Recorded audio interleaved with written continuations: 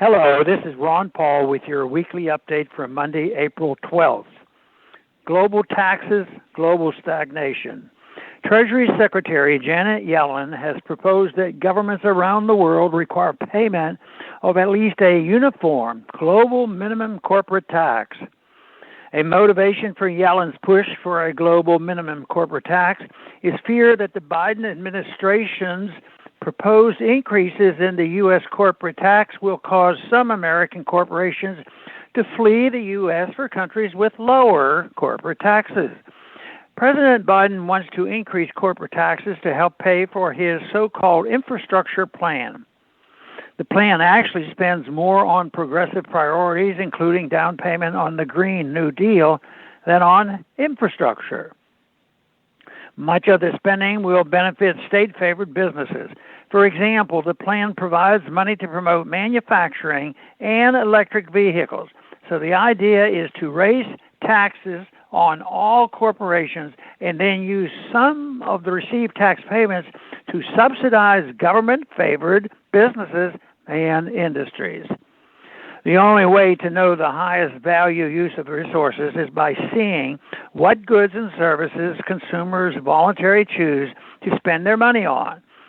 The system where the allocation of resources is based on the preferences of politicians and bureaucrats who use force to get their way will be less efficient than a system where consumers control the allocation of resources.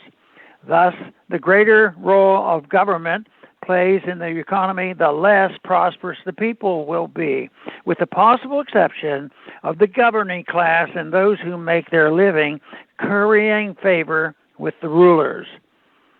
Yellen's global corporate tax proposal will no doubt be supported by governments of many European Union countries, as well as the globalist bureaucrats at the Organization for Economic Cooperation and Development, the OECD. For years, these governments and their power-hungry OECD allies have sought to create a global tax cartel. The goal of those supporting global minimum taxes enforced by a global tax agency is to prevent countries from lowering their taxes. Lowering corporate and other taxes is one way countries are able to attract new businesses and grow their economies. For example, after Ireland lowered its corporate taxes, it moved from being one of the poorest countries in the EU to having one of the EU's strongest economies.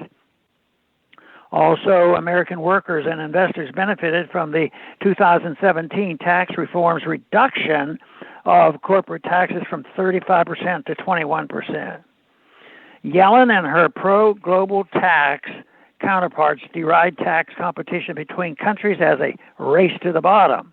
In fact, tax competition is a race to the top for the countries whose economies benefit from new investments and for the workers and consumers who benefit from new job opportunities and new products.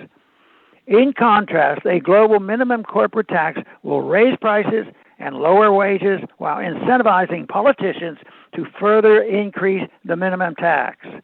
This global minimum tax is a bad idea. It should be rejected. Thanks for listening.